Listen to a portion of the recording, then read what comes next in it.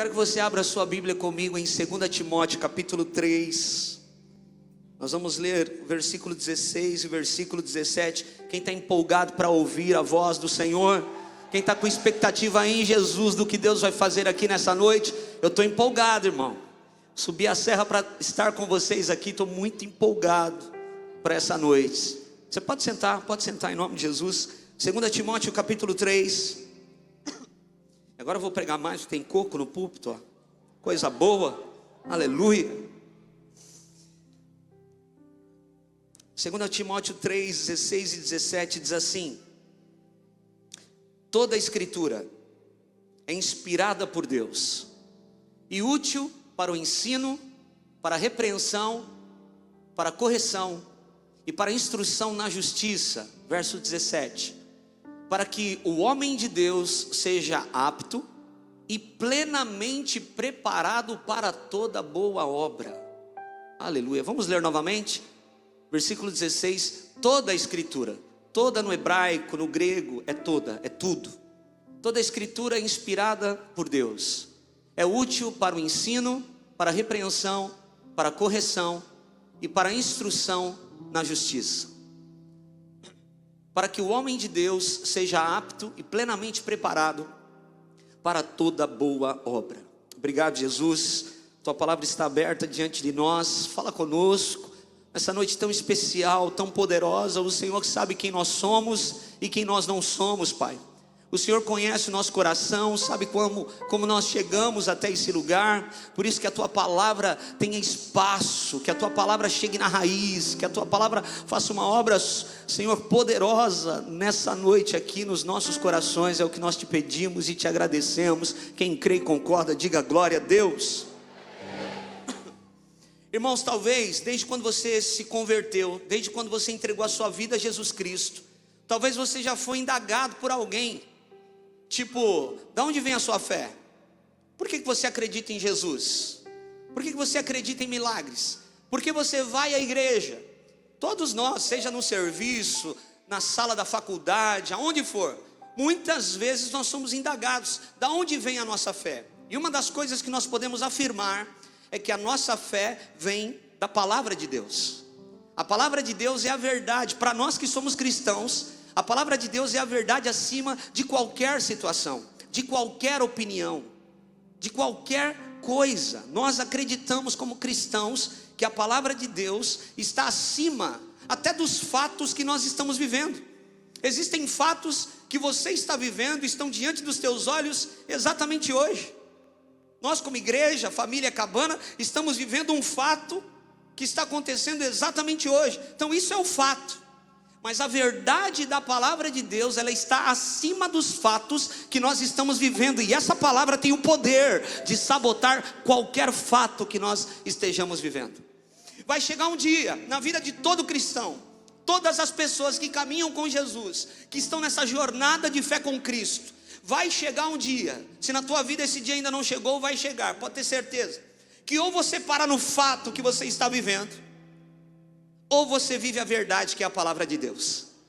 Ou você acredita na notícia ruim que chegou, ou você acredita no cenário difícil, ou você crê acima de tudo que você está vendo, que essa palavra tem o poder de sabotar todos os cenários difíceis que eu estou vivendo, porque eu caminho com Jesus. Jesus pode fazer isso. Jesus é especialista em fazer isso. É por isso que não existe, irmãos, crescimento espiritual sem leitura da palavra. Não existe crescimento bíblico, crescimento espiritual, se nós não acessarmos a palavra de Deus. Porque no dia mau, na hora ruim, nós precisamos lembrar daquilo que nos dá esperança. E o que nos dá esperança é a palavra de Deus, é o Espírito Santo, é o Senhor Jesus. Porque o diabo vem com umas setas inflamadas do maligno, tentando atingir a nossa fé, sabotar a nossa fé. E aí nós precisamos lembrar das palavras que nós ouvimos, das coisas que Deus falou para nós, das promessas de Deus que foram liberadas sobre as nossas vidas. Então eu preciso dar lugar para a palavra de Deus. Porque se eu não dou lugar para a palavra de Deus, eu não estou dando lugar para o sucesso de Deus na minha vida. E sucesso bíblico é diferente do sucesso do mundo. O que é alguém que tem sucesso para o mundão todo aí? É alguém que tem dinheiro? É alguém que pode comprar o que quiser? É alguém que tem sucesso na sua carreira profissional? Nós temos muitos pontos para falar de alguém que tem sucesso aí no mundo, mas o sucesso bíblico é diferente, porque para o mundo o sucesso é alguém que tem milhões de seguidores, é alguém que está hypado aí naquilo que faz, no seu métier. Mas a Bíblia vai dizer em Jeremias 17, aqui está o homem e a mulher que tem sucesso à luz de Deus, à luz da palavra. E quem é o homem e a mulher que tem sucesso à luz da palavra? Está escrito aqui, Jeremias 17, 7, bendito o homem que confia no Senhor, cuja esperança é o Senhor. Fala para alguém do teu lado, a sua esperança tem que ser o Senhor acima de tudo. Fala para alguém, se ele não for o primeiro, ele não será o segundo. Jesus tem que ser a prioridade na nossa vida, acima de qualquer coisa. O homem bendito, ele confia no Senhor, porque ele é como a árvore plantada junto às águas, que estende as suas raízes para o ribeiro, e não receia quando vem o calor, mas a sua folha fica verde, e no ano da sequidão não se perturba, e nem deixa de dar fruto. Uau!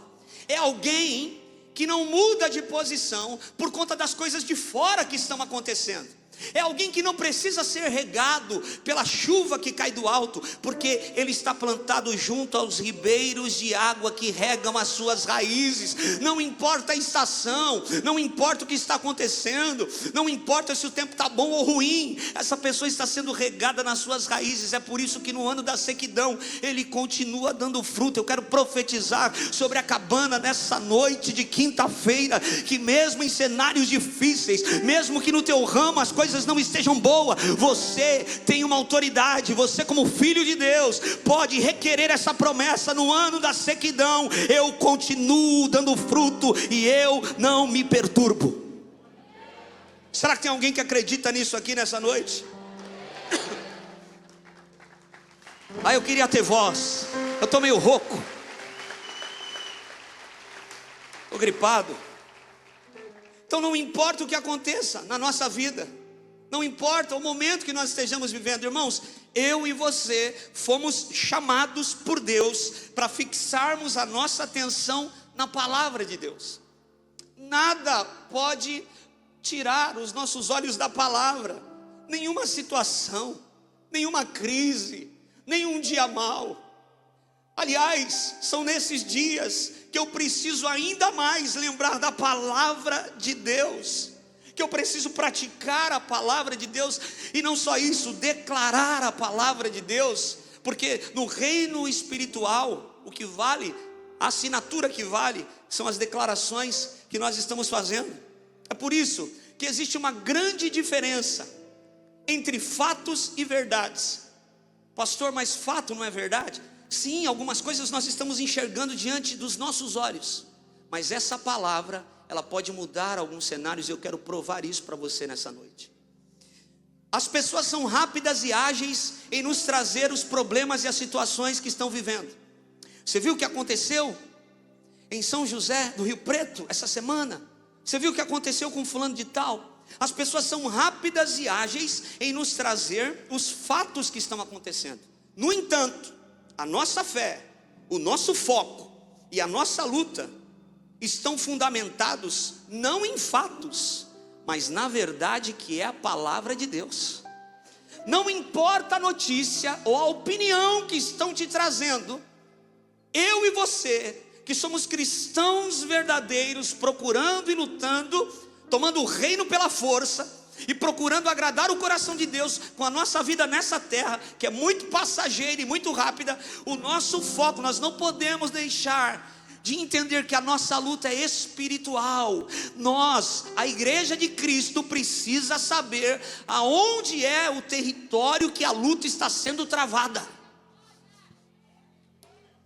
Cuidado para que você não seja enganado, cuidado para que você não perceba e não tenha discernimento aonde é o território que a luta está sendo travada, porque as armas que Deus nos deu são poderosas em guerras, Mas se eu acho que o território da luta é um território que ela não está lá, eu vou me cansar.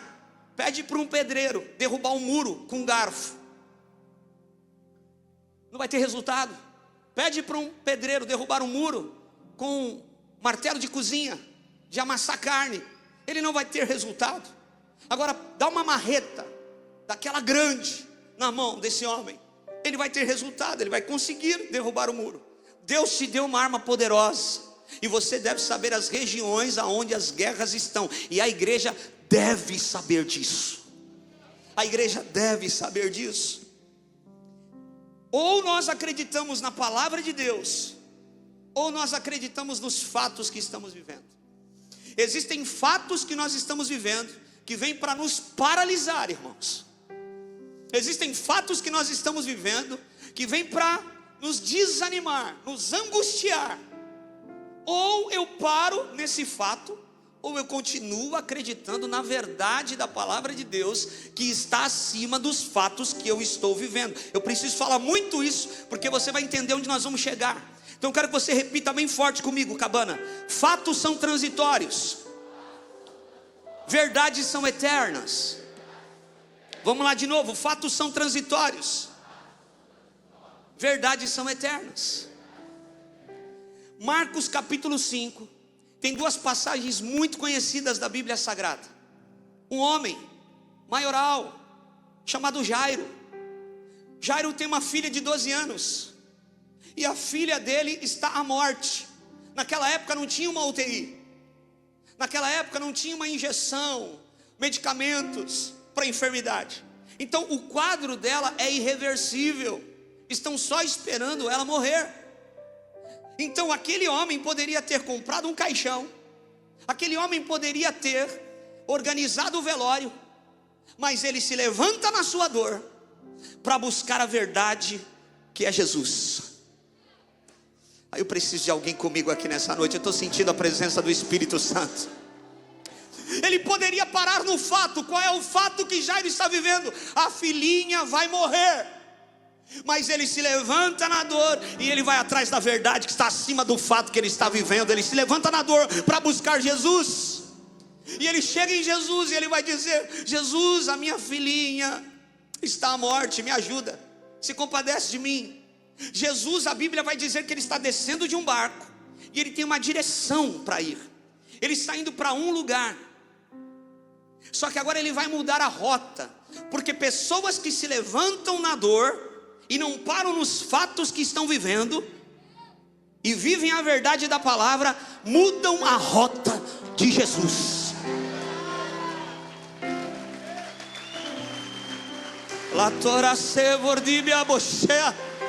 Eu quero declarar e profetizar sobre essa casa nessa noite, que você precisa se levantar na sua dor e buscar o Senhor, porque os céus estão codificados para responder o teu posicionamento de fé. E quando você se levanta na dor e não para no fato, Jesus intervém na situação. Será que tem alguém que acredita nisso aqui?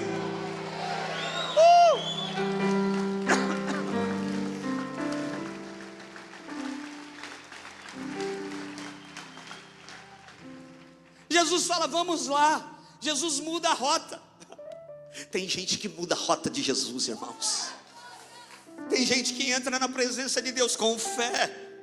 Aquilo nem estava tão pronto, nem estava tão preparado, mas os céus não negam a fé que a pessoa tem. Então Jairo está indo com alguns homens e Jesus para a casa dele, porque ele muda a rota de Jesus e agora Jesus vai para a casa de Jairo. E a Bíblia vai dizer, e nesse mesmo capítulo, uma mulher que há 12 anos, quantos anos tem a filha de Jairo? Quantos anos tem a mulher do fluxo de sangue? 12 anos, gastou tudo que tinha. Foi em todos os melhores médicos, São José. Gastou tudo, tentou a cura, não conseguiu. Continua pálida. É considerada maldita, não pode andar em sociedade. Mas ela fica sabendo que Jesus vai passar perto da casa dela. Ela não sabe, mas teve um homem que mudou a rota de Jesus. Eu quero te dizer que o teu posicionamento de fé abençoa outras pessoas. Não, preciso de alguém que pegue essa palavra. O teu posicionamento de fé faz o transbordo do que você vai receber, outras pessoas também receberem e terem a oportunidade de tocar em Jesus. Agora vem cá comigo, irmãos, essa mulher que há 12 anos está enferma e já tentou de tudo e não conseguiu, ela fica sabendo que Jesus vai passar perto da casa dela, e ela diz na casa dela: se tão somente eu tocar nas orlas do seu manto, eu serei curada. Ela não disse: se ele impor as mãos sobre mim, se ele me der um abraço, se ele revelar o meu nome. Ela não colocou a responsabilidade da cura dela em Jesus. Ela disse: se eu tocar. Repita comigo uma verdade, diga assim: melhor do que ser tocado por Jesus é tocá-lo. Os maiores milagres do Novo Testamento foram de pessoas que não pararam nos fatos que estavam vivendo e se levantaram na sua dor para viver a verdade da palavra e tocar em Jesus. Olha a fé dessa mulher, olha a expectativa dela de ir para o culto. Se tão somente, não importa quem vai cantar, não importa quem vai pregar, não importa se o ar-condicionado vai estar bom, eu vou tocar nele hoje. Essa é a minha expectativa. Eu não quero saber, eu estou com fé para tocar em Jesus. Não importa, nada vai me atrapalhar de arrancar a virtude dele. Irmãos, ela não está falando que vai tocar nas vestes do Senhor. Ela não está dizendo, bispa Geisa, que ela vai conseguir, se ela conseguir abraçar o Senhor. Ela está dizendo o seguinte: olha onde a fé dessa mulher está chegando. Senhor, não importa, se eu conseguir tocar no fiozinho, o tzitzi, o fio do talite judaico chama tzitzi. Ela está dizendo o seguinte: nem que ela toque no finalzinho do fio do talite judaico, ela vai ser curada. Se eu alcançar, nem que for ali, eu vou ser curada. Meu Deus. Sabe quem recebe, irmão? Quem vem para o culto com uma fé dessa. Sabe quem recebe? Quem coloca a verdade acima dos fatos. Não deixa nada colocar murmuração nos teus lábios. Não permita que as situações difíceis façam com que você libere palavras de descrença. Não. Ela sai, irmãos, ela vai ter que enfrentar uma multidão. Ela é considerada maldita, mas ela vence a vergonha, ela entra no meio daqueles homens, a maioria homens, e ela vai, e lembre-se, Jairo está no meio, porque Jesus está indo para a casa de Jairo, com alguns homens, e ela toca. Quando ela toca em Jesus, Jesus fala: opa, alguém me tocou. Eu quero saber quem é, alguém me tocou. Irmão, se você pegar isso, você pegou tudo. Jesus ainda é surpreendido com pessoas que o tocam com fé, com gente que saiu da multidão e entendeu.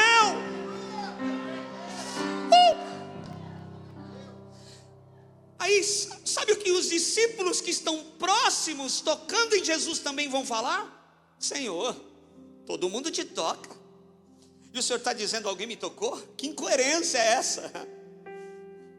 Não, porque de mim saiu virtude.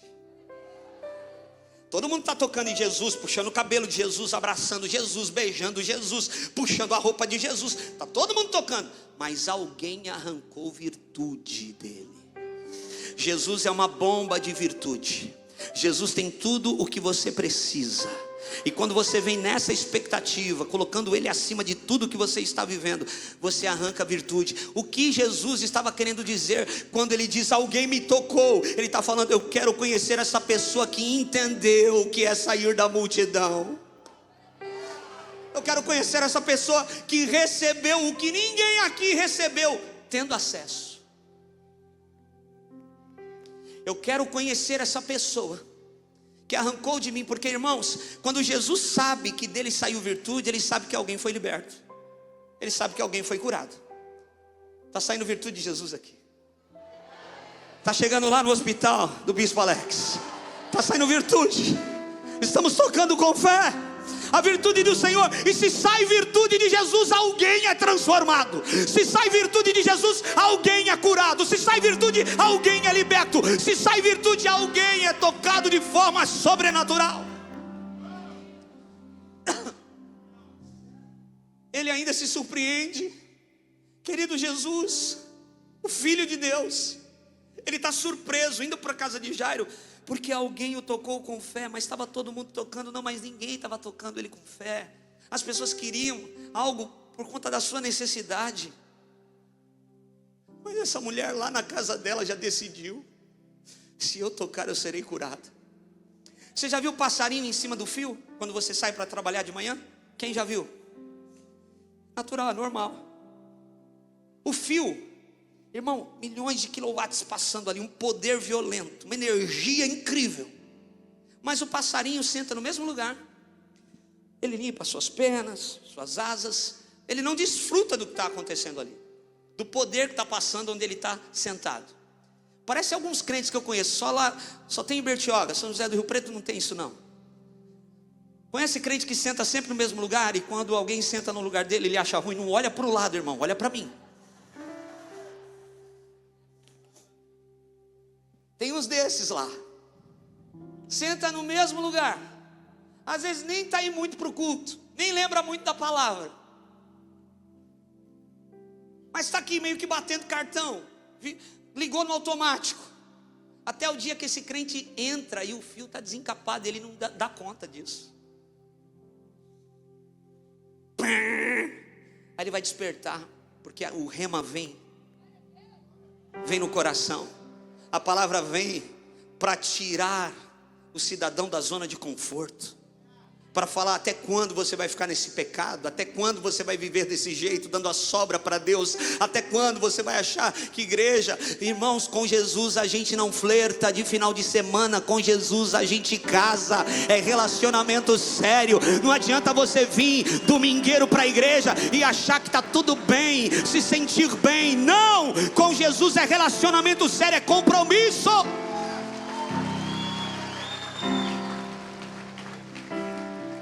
Fala para o teu irmão assim: irmão, vigia, senão o anjo do concerto te pega, irmão.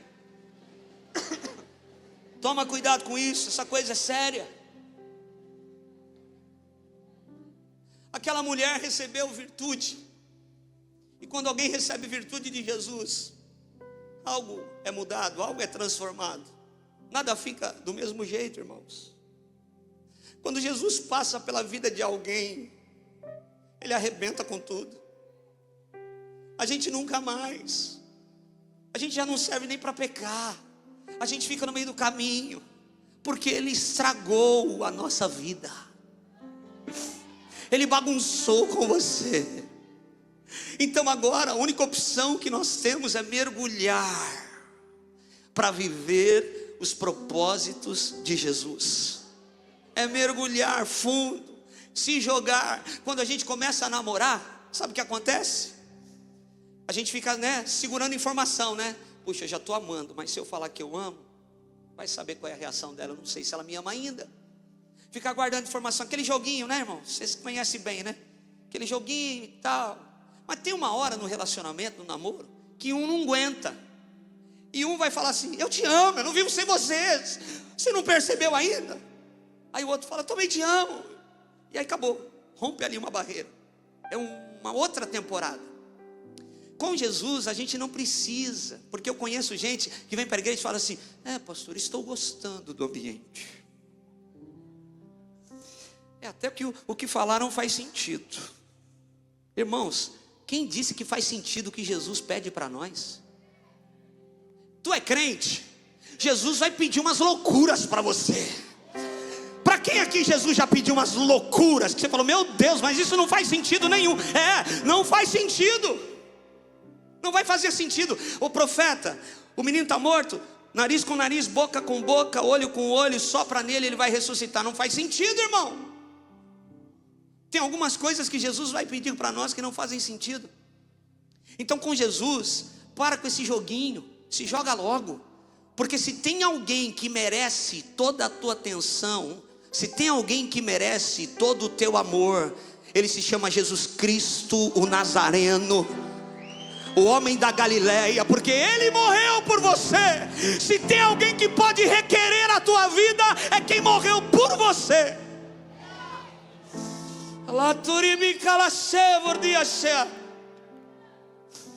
Eu Eu não contei aqui, irmãos, eu contei o meu testemunho. Eu fui tirado de um abrigo por um casal de senhores que não podia ter filhos. E com 17 para 18 anos eu me converto e eu levo os meus pais adotivos para Jesus. A minha mãe foi diaconisa da igreja que eu sou pastor até 2012, quando ela foi para o Senhor. Meu pai foi diácono da igreja que eu sou pastor até 3 anos atrás, quando Deus o recolheu. A minha mãe, meses antes de ir para o Senhor, ela disse que ela foi naquele abrigo para pegar uma menina. Mas quando ela chegou naquele abrigo, eu estava sentado numa cama tomando uma madeira de caldo de feijão, e eu soltei a mamadeira e dei um sorriso para ela. E ela disse: eu não vou levar a menina não, eu vou levar esse menino, porque o sorriso dele foi um sorriso de Deus para mim.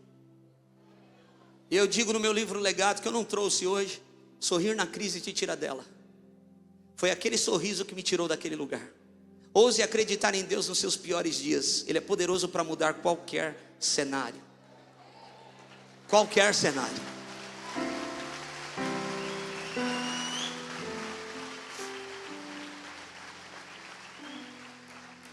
Em setembro do ano passado, eu encontro a minha mãe biológica. Fui pregar numa igreja, bispo. Uma mulher que mexia com árvore genealógica falou assim: Fred, você já encontrou a tua mãe? Conheceu o testemunho? Ela falou assim, eu falei assim: eu não encontrei, mas eu tenho uma profecia que a minha mãe ia me reconhecer pelo meu antebraço. Faz sentido? Nenhum. Pelos olhos, pelo cabelo, pelo antebraço. 5 anos atrás. Dei meu nome, minha data de nascimento. Ela falou: aonde você nasceu? Ou Tatuapé ou Belém. Ela foi nos cartórios, procurou, eles têm umas pesquisas que eles fazem. Nos cartórios não achou nada. Ela falou: Fred, eu não achei. Eu vou estender a pesquisa por cartório da saúde. Quando ela amplia a pesquisa, ela encontra a minha certidão original de nascimento, com o nome da minha mãe. E ela me liga chorando depois de 2 dias: Fred, você não acredita, eu encontrei a tua mãe. A tua mãe chama Marlene Ferreira da Silva. Tua mãe está viva. E eu consegui 8 telefones, um deles tua prima atendeu, falou que a história era verídica e me deu o telefone da tua tia, que é mais próxima da tua mãe, porque minha mãe se deslocou da família, indo para São Paulo, família de Minas. E aí ela conseguiu, ela me ligou e ela falou assim: a tua tia quer falar com você, Fred, está muito emocionado. E eu liguei para minha tia. Pela primeira vez eu estava falando com alguém do meu sangue. É uma sensação muito legal. Talvez você não consiga ter porque você nasceu com gente do teu sangue do teu lado. E aquilo que a gente não tem, a gente valoriza, irmãos, quando a gente tem. E aí eu falei: meu Deus, eu estou falando com alguém do meu sangue, que é do meu sangue. E aí minha tia chorou muito, eu chorei do outro lado da linha. E ela falou: vou tentar localizar tua mãe, porque Fred, a tua mãe é difícil, ela se deslocou da família há muitos anos e a gente não sabe direito do paradeiro dela. E ela conseguiu falar com a minha mãe. E ela falou: Marlene, você está bem? Está sentada? Está bem de saúde? Fez os exames? Minha mãe tem 71 anos. E ela falou assim: deixa eu falar uma coisa, você nunca mais viu o Frederico? A minha mãe falou assim: não, mas eu oro por ele, eu rezo por ele, católica, eu rezo por ele todos os dias, que ele seja um bom homem. Aí a minha tia disse: Marlene, o teu filho te encontrou. Aí ela ficou muda no telefone. Em seguida ela disse: você viu ele? Ela falou: não, mas eu falei com ele. E é ele, Marlene. Tudo bate, toda a história, toda data, tudo, teu nome, é ele. E por fim, para resumir, a gente foi para o condomínio da minha tia em Campinas e a gente teve um encontro ali. E foi um encontro muito emocionante. Tem um story meu que eu fiz, um Reels, que está lá no Instagram, desse encontro. E a gente ficou a tarde inteira conversando. E aí teve uma hora que o bate-papo estava legal, gostoso, já descontraído. Tinha saído aquela tensão. Ela sentada do meu lado, ela pegou no meu braço. Ela falou: nossa, seu braço é igualzinho o meu. Na hora eu lembrei da profecia. Porque ainda tinham dúvidas. Mas naquela hora ela já tinha certeza que eu era filho dela. E a gente fez DNA e realmente comprovou a filiação. Por que eu estou dizendo isso, irmãos? Existem momentos na nossa vida que a gente luta para algo acontecer, e a gente não vê mudança, transformação. Pelo contrário, às vezes a gente vai ver as coisas degringolando ainda mais. Mas o que eu e você precisamos? Nos apegar à palavra que um dia nós recebemos. Não importa se aquilo que você ora para mudar e não está mudando, você não viu ainda, até porque nós não sabemos o tempo de Deus. Existe o Kairos, o tempo de Deus cumprir algumas coisas, e a gente não entende. Mas nós não podemos afrouxar a nossa fé. Nós não podemos recuar ou simplesmente esquecer as promessas. Nós temos que declarar todos os dias: eu lembro do que o Senhor me falou, eu lembro que o Senhor disse que ia cumprir, eu lembro que o Senhor falou, o Senhor prometeu e é fiel para cumprir aquilo que prometeu. Levanta a tua mão, Cabana, eu quero declarar uma palavra nessa noite sobre a tua vida. Tudo que veio da boca de Deus sobre ti vai se cumprir. Não saia da presença do Senhor, espera nele e Ele tudo fará.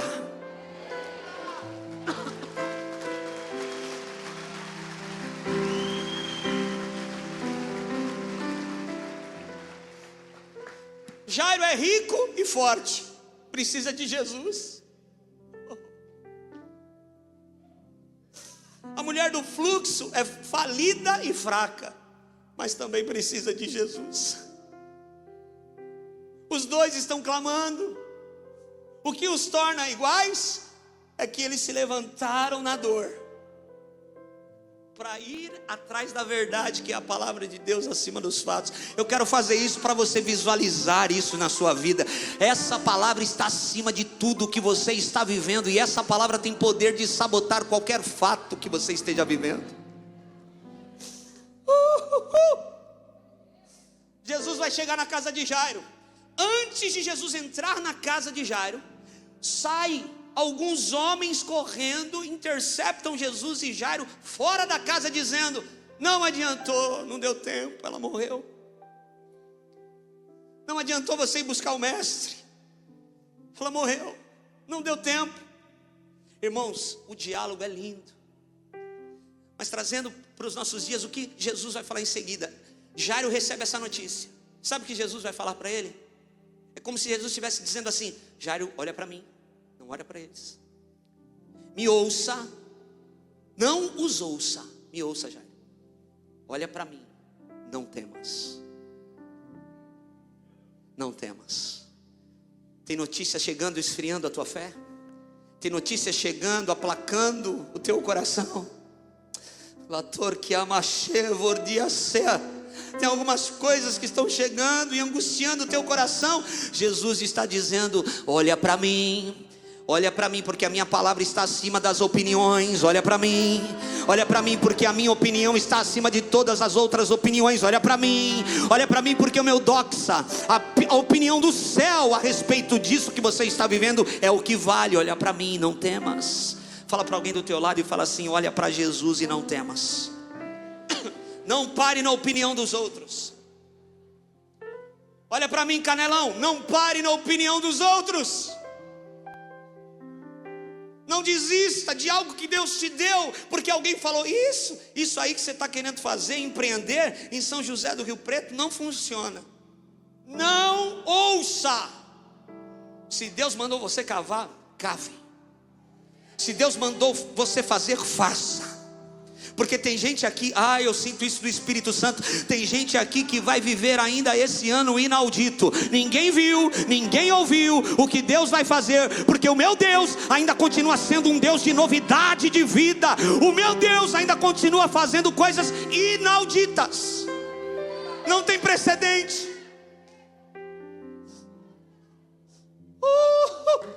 Não tem precedente. Eu quero viver coisas maiores, Senhor. Eu quero viver coisas maiores, Jesus. Me ajuda com a minha família, me ajuda com a minha casa. Me ajuda, Senhor, me ajuda, nos ajuda. Olha para mim, Jairo, não olha para eles. Não temas. Ele entra na casa e ele declara sobre aquela menina: Talita cumi. levanta-te.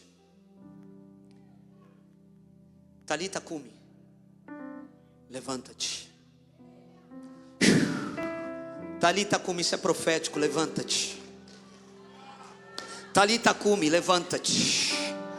O que parecia morto, Deus está dizendo: Talita cumi, levanta-te. O que parecia que já era, morreu, não dá mais, não tem como, já faliu, já quebrou, já não tem mais como. Talita cumi, levanta-te. Talita cumi, levanta-te. Talita cumi. O Espírito Santo dá uma ordem aqui no 3, nós vamos declarar: Talita cumi, levanta-te. 1, 2, 3. Talita cumi, levanta-te.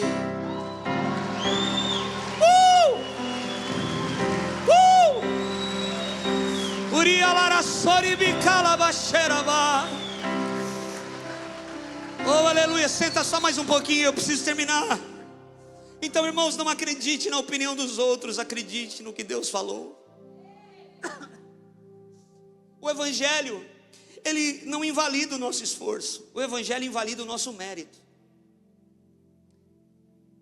Porque todo mundo que está orando para Deus fazer alguma coisa e recebe, a gente não pode bater no peito e falar: foi a minha expertise, foi porque eu sabia muito sobre esse assunto. Não, foi Deus que te deu, cara. Foi Deus que fez. Foi Deus que permitiu chegar na tua mão. Então ele não invalida o nosso esforço, porque a Bíblia diz que o reino de Deus é tomado pela força, e aqueles que se esforçam se apoderam dele. Uau! Então, quando você receber o que você espera, quando você receber o que Deus te prometeu, a primeira coisa que nós devemos fazer, seja pequeno ou grande, querido, até porque isso é muito relativo, faça uma coisa: agradeça ao Senhor. Porque Ele não invalida o teu esforço, mas Ele invalida o teu mérito. Ai daquele que falar: foi por minha causa. Não, foi por causa dEle. Sabe, a Bíblia Sagrada, ela vai falar, eu já estou indo para o fim, se o louvor quiser subir. Em 2 ocasiões, eu estou indo para o fim, gostei. Só em 2 ocasiões Jesus atribui grande fé. Sabe o que é Jesus olhar para alguém, pastor, e falar: que fé, hein? Grande fé. Só que são 2 pessoas estrangeiras, são 2 gentios, que não estão aprisionados na religião, não são religiosos, porque a religiosidade é um problema. Você vai lá na cabana, naquela parede preta, aquele povo, muita luz, muito LED, cruz credo. Oh glória! A playlist do céu muda, irmão. E quando a playlist do céu muda, a palavra é a mesma, mas a revelação é progressiva. O homem de Deus e a mulher de Deus que mudam quando a playlist do céu muda, conseguem transicionar de geração em geração. Esses dias eu estava sentado numa mesa com homens de Deus que tocam o Brasil, e tinha um deles que tinha 85 anos, um senhor, que é um general na fé. Ele era o mais atualizado em todos os assuntos, e por isso ele é quem ele é, porque é alguém que aprendeu a romper as estações. Ele não parou na religiosidade. A palavra é a mesma, é intocável, mas a revelação é progressiva. Se Deus mandar a gente pintar as paredes das igrejas amanhã de rosa, para alcançar uma geração, vamos todo mundo pintar, irmão. Se Deus mandar a gente fazer algumas loucuras para alcançar essa geração, nós vamos fazer, mas sem negociar as escrituras sagradas. Sem negociar.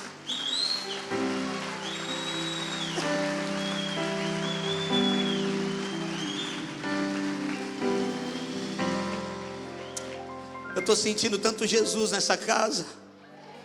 Leitor baixeiro, Espírito Santo fala que está curando a raiz de orfandade nessa noite aqui. Pessoas que também não conheceram o Pai, ou se conheceram, foram frustrados na educação. Deus está curando a raiz da orfandade nessa noite.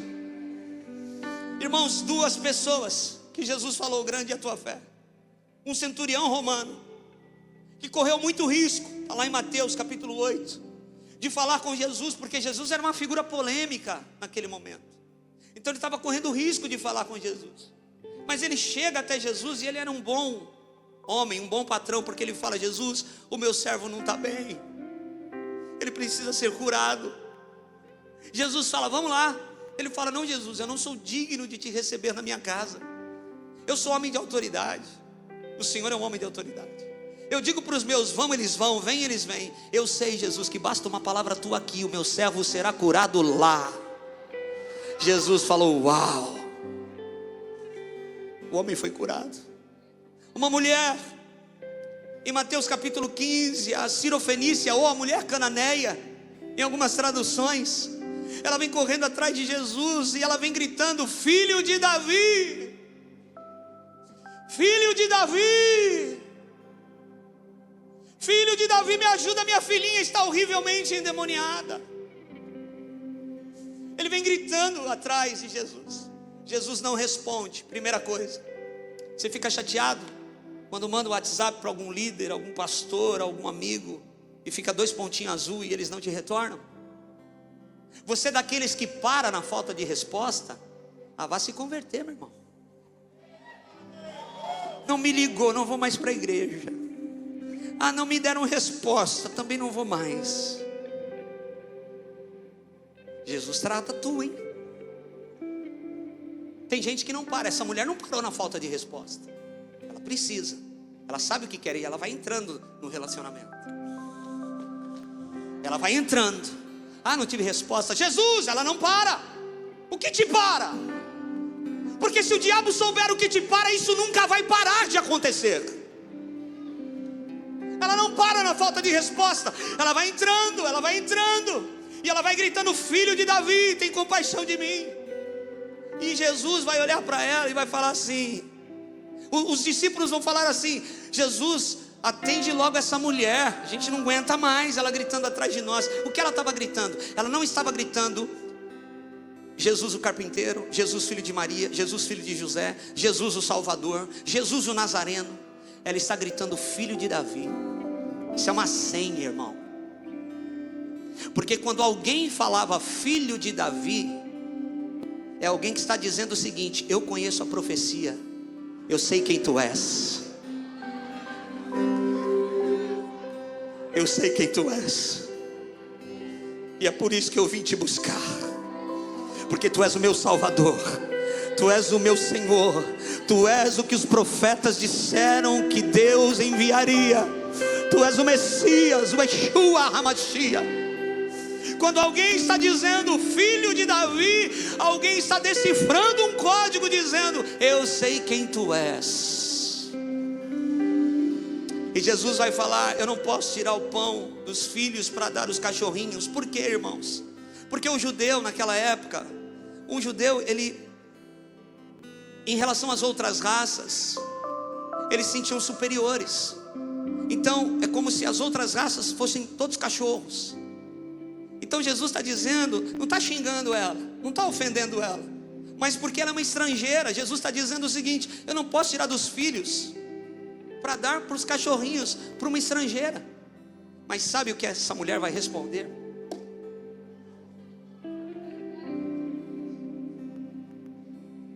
Sabe o que ela vai dizer? Ela vai falar assim, sim, Jesus, mas até os cachorrinhos comem das migalhas que caem das mesas dos seus donos. O que ela está querendo dizer? Se for para ficar debaixo da tua autoridade, eu fico aqui, esse é o meu lugar. Se for para viver o que vier da tua mesa, é isso que eu quero. Eu me submeto à tua palavra, eu me submeto à tua vontade. Assim os cachorrinhos se submetem. E aí Jesus vai falar, uau! Irmãos, a reação de Jesus não foi assim, nossa, que legal. Jesus, é como se Jesus tivesse falado assim, parem as máquinas, vem todo mundo aqui, porque todo mundo que está aqui precisa ouvir o que essa mulher acabou de dizer. Irmã, ela entendeu tudo. Ela não parou na falta de resposta, ela não parou na rejeição, ela foi entrando no relacionamento porque ela sabe o que veio buscar. Quem sabe o que veio buscar não desiste por qualquer coisa.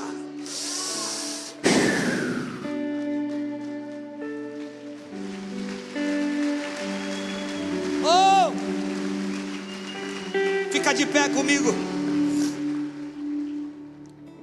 Nunca vi tamanha fé. Ele foi surpreendido. Certa vez, eu quero orar com você. Certa vez Pedro tinha uma companhia de pesca. Pescadores iam, eu moro numa vila de pescador. É impossível um pescador entrar no mar e voltar sem pegar peixe, irmãos. Ele sabe de lua, sabe de maré, sabe da temperatura da água, sabe de tudo. A minha nora é dona de pescaria, de peixaria. Pedro tem uma companhia de pesca. Ele sai para pescar e não pega nada. Tenta a noite inteira, porque quando Deus fecha, Ele fecha por um propósito maior. A gente não entende. Aí a gente fica de bico, emburrado, dá uma murmuradinha. Ou isso acontece em Bertioga? Dá uma reclamadinha. Por que, Deus? Investi, gastei meu tempo e nada aconteceu. E eles estão voltando, lavando as redes. Só que Jesus vai dizer o seguinte: o que aconteceu aí? A noite inteira tentando pescar, não pegamos nada. Volta lá. Volta lá. Pedro, quem está comigo diga glória a Deus. Pedro poderia dizer: Senhor, quem entende de peixe sou eu. Faculdade de peixe, quem fez, de pescaria, quem fez fui eu. O que o senhor está dizendo aí? Não, Pedro se submete e diz assim: nós tentamos e não pegamos, mas sob a tua palavra nós iremos. Então olha para mim, se você pegar isso, você pegou tudo. O mesmo lugar se torna outro lugar depois que Jesus libera uma palavra. Não, você precisa pegar o que eu estou falando. O mesmo lugar se torna outro lugar depois que Jesus libera uma palavra. Tem gente que vai voltar para casa, deixou problemas lá, mas o mesmo lugar se torna outro lugar depois que Jesus liberou uma palavra. Tem um cego, eu vou voltar, é rápido. Tem um cego chamado, ele estava cego e Jesus manda ele se lavar no tanque de Siloé. Siloé significa enviado. Aquele tanque era público, todo mundo se lavava naquele tanque, bebia água daquele tanque, todo mundo conhecia aquele tanque. Então Jesus gospe no chão, faz lodo, coloca nos olhos do cego e diz assim: vai se lavar no tanque de Siloé. O que aquele homem poderia ter pensado? Eu conheço esse tanque, o que ele tem de novo para me oferecer? Eu vou lá todo dia, Jesus está mandando eu ir lá para ser curado. O mesmo lugar se torna outro lugar depois que Jesus liberou uma palavra. Então pega o que eu vou falar. Os fatos da experiência de Pedro e do conhecimento de pescaria diziam para ele: não tem peixe. Fato. Tentaram pegar e não pegaram. Mas a verdade, que é a palavra de Jesus liberada sobre nós, está dizendo: tem sim, volta lá para pegar. A experiência do pescador diz: fato, não tem peixe. A palavra que está acima dos fatos, que é a verdade para nós, está dizendo: tem sim, volta lá, porque o mesmo lugar será outro lugar depois que Jesus libera uma palavra. Fala para alguém do teu lado: o mesmo lugar será outro lugar depois que Jesus liberar uma palavra.